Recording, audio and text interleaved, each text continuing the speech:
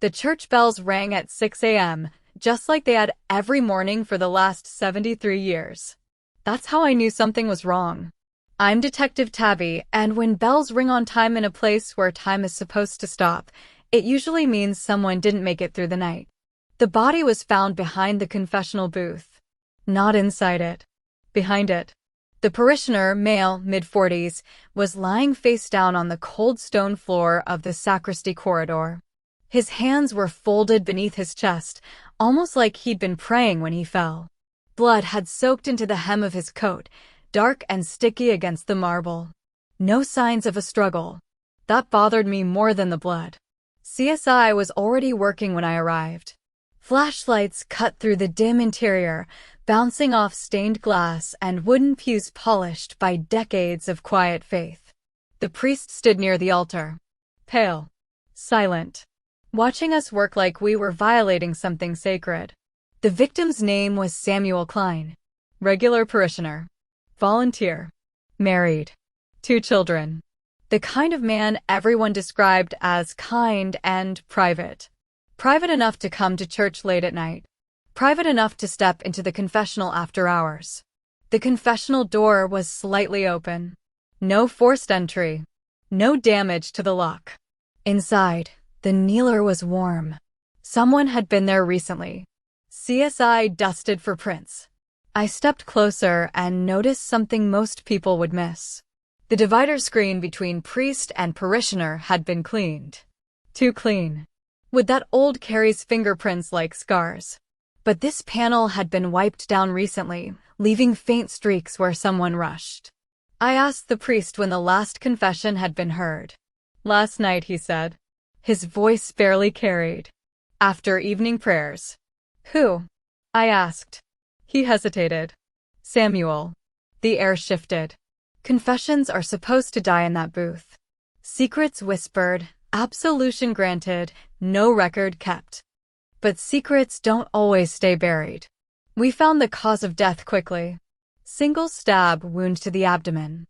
Narrow blade. Precise. No defensive injuries. He trusted whoever was close enough to kill him. I walked the path Samuel would have taken. Through the side door. Down the narrow corridor. Past the storage room. Into the confessional. The security cameras didn't cover that wing. Another problem. CSI found something else wedged between the booth and the wall. A folded scrap of paper. Blood-stained. 3 words written in shaky ink. He knows everything. I showed it to the priest. His hands trembled. I don't know what that means, he said. But his eyes did. Samuel's wife arrived shortly after. She clutched her rosary so tightly the beads dug into her skin. She kept asking the same question. Why was he here so late? No one answered. At Samuel's home, we searched his study. Nothing unusual. No emails. No letters. No hidden files.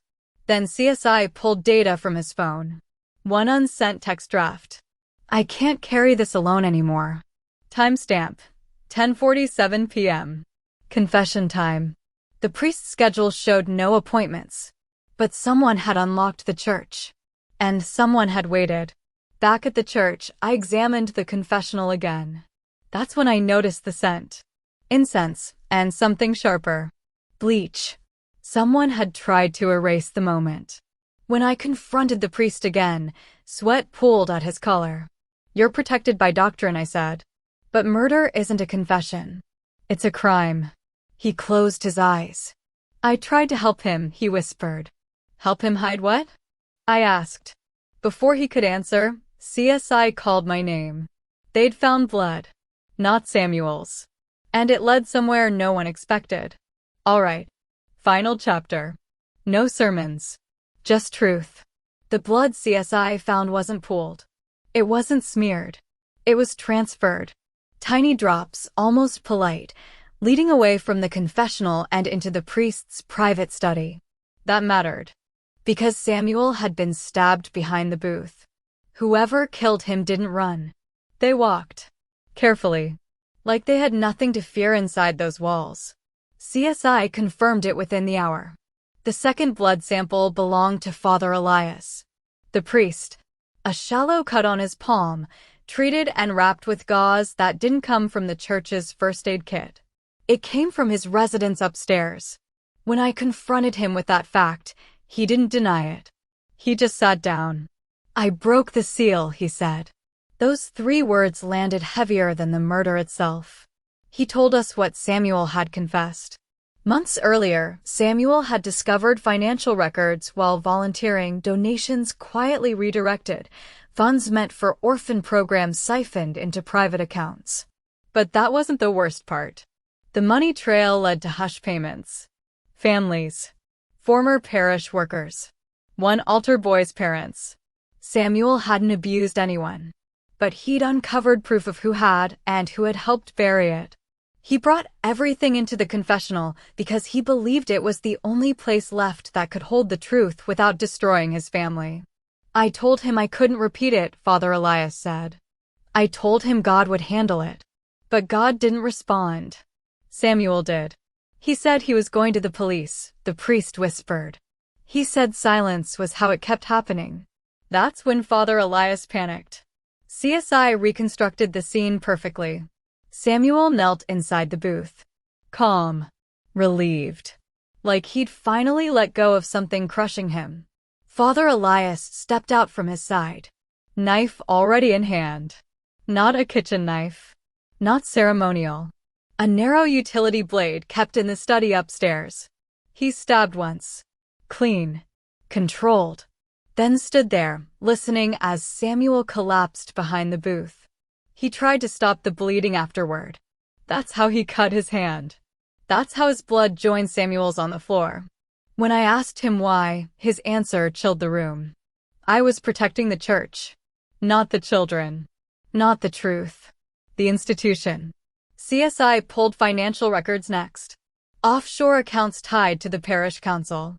Father Elias wasn't acting alone. He was just the one who got caught holding the knife. At trial, the defense leaned hard on doctrine. Confession secrecy. Moral obligation. Spiritual conflict. The jury didn't buy it. Because this wasn't a confession gone wrong. This was a cover-up gone violent. Samuel's wife testified last. She didn't cry. She just held up her husband's phone and read the unsent message aloud. "I can't carry this alone anymore." The courtroom was silent. Father Elias was convicted of first-degree murder and obstruction of justice. Several council members were arrested within weeks. The church closed quietly for renovations. It never reopened. I went back one last time before the doors were sealed. The confessional booth was still there. Wood polished. Screen intact. Silent as ever. People think confession is about forgiveness. Sometimes it's about survival. And sometimes, knowing the truth is the most dangerous sin of all. Case closed. If this case unsettled you, follow Silent Evidence Files for more investigations where silence hides the truth and evidence speaks last.